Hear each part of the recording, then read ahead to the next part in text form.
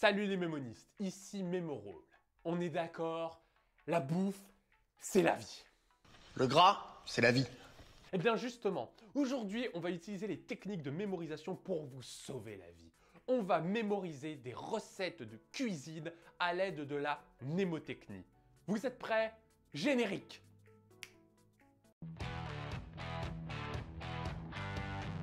Le vrai générique.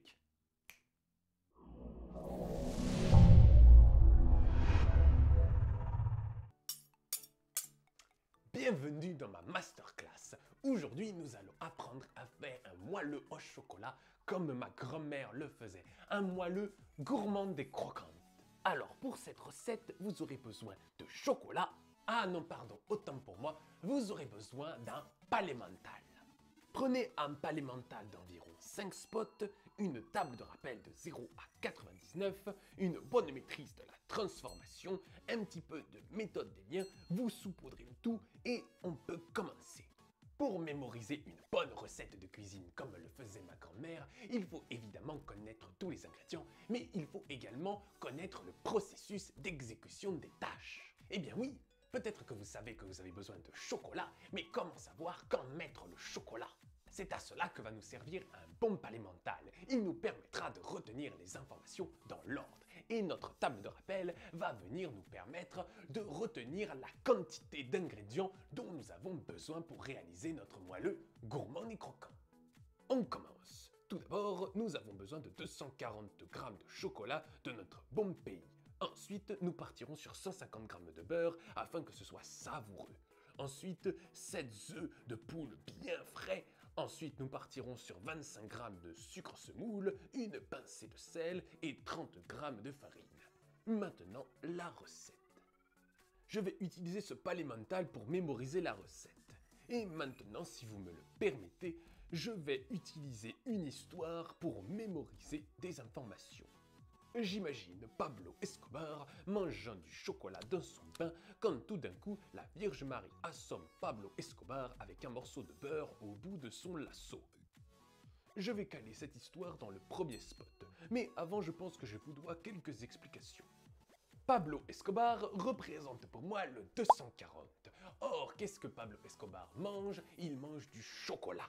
Ainsi, je pourrais me souvenir que nous avons besoin de 240 g de chocolat. Mais souvenez-vous, la Vierge Marie intervient. Pourquoi la Vierge Marie est là? Eh bien, tout simplement pour le bain-marie. Car on fait chauffer le chocolat au bain-marie. Et on le fait chauffer avec quoi?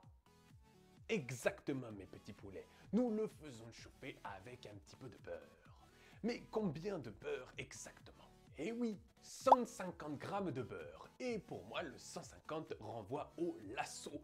Et oui, ainsi, à chaque fois que je verrai ce lasso, je me souviendrai qu'il faut 150 g de beurre. Et le tour est joué, la première étape du moelleux au chocolat est réalisée. Alors, je précise que j'utilise ma table de rappel Millennium pour mémoriser ces informations. Donc ne vous étonnez pas si je parviens à encoder 240 en une seule fois. Oh non, mais pourquoi t'as repris ta voix normale? C'était mieux tout à l'heure quand t'avais ton espèce de truc. Oui, mais t'as pas idée à quel point ça défonce la voix.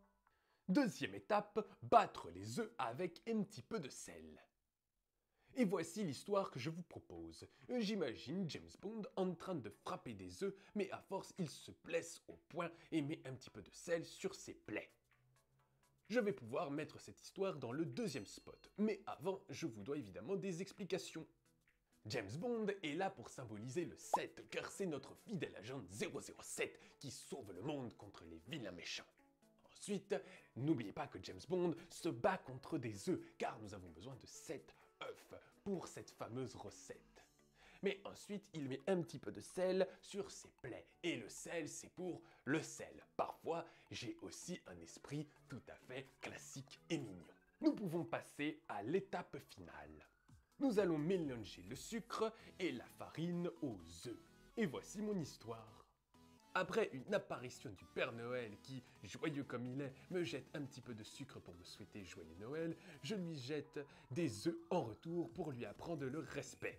Celui-ci, alors furieux, envoie son fidèle disciple Mante qui m'aveugle en me jetant de la farine au visage pour me flanquer une petite raclée. Hé, pourquoi t'es aussi méchant? Alors, de 1, le mec, il me balance du sucre alors que je lui ai rien demandé. De 2, je m'en fous totalement si je détruis la magie de Noël. Et tu sais quoi, tu m'as énervé. Alors voici l'explication. Pourquoi il me jette du sucre? Eh bien tout simplement parce qu'on a besoin de sucre et il faut savoir que Noël pour moi ça représente le 25 par rapport au 25 décembre. Mais ensuite il y a menthe qui arrive et menthe pour moi ça représente le 30. Et n'oubliez pas qu'on a besoin de quoi? Eh bien de 30 grammes de farine. Voilà pourquoi je jette aussi de la farine dessus. Bon, après, vous faites comme vous voulez, mais en tout cas, apprenez le respect. Personne ne doit vous jeter du sucre sur la gueule. Personne! Pardonnez-moi, je reviens pour vous dire tout simplement que maintenant, nous pouvons mettre tout cela au four. J'espère que cette petite recette vous aura plu, elle satisfera les petits comme les grands. Et maintenant, s'il vous plaît, une aspirine, vite, vite, très très vite. Ouais. En tout cas, si jamais un jour on vous demande d'où viennent vos talents culinaires, eh ben vous pourrez dire que c'est un grand mnémoniste qui vous l'a appris en apprenant à jeter des œufs sur la gueule du Père Noël parce qu'il nous fait chier. Eh bien en tout cas, j'espère que ce concept vous aura plu et si vous voulez d'autres recettes, eh bien surtout n'hésitez pas. En tout cas, c'était pas du gâteau. T'as compris? Gâteau. C'est pitoyable.